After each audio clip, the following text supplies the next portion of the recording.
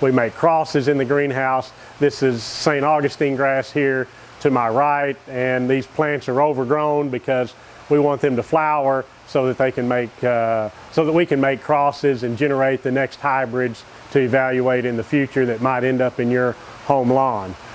One of the products that we've recently released is Citra Blue St. Augustine grass, and a new commercial release from the University of Florida that has lots of desirable traits to help increase the environmental sustainability of the turf industry across Florida.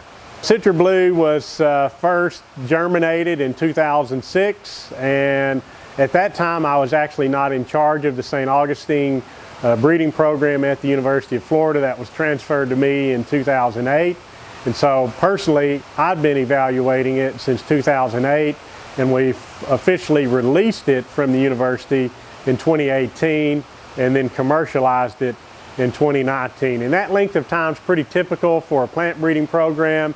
It takes minimum 8 years or 10, 12 years to get a product from cross to release.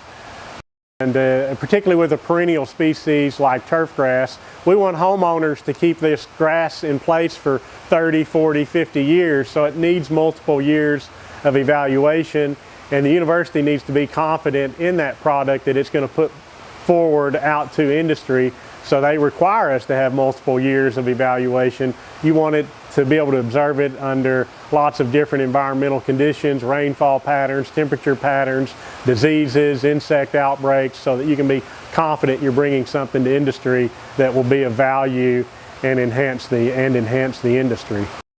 This is a St. Augustine grass flower, and I can break this off, maybe.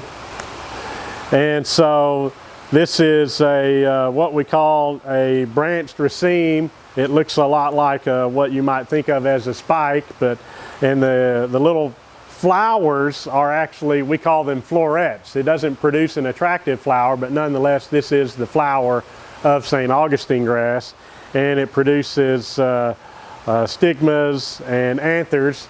Stigmas being the female part of the flower and the anthers being the male part of the flower, and we collect pollen off the anthers from one plant and use that pollen to fertilize the stigmas on another plant.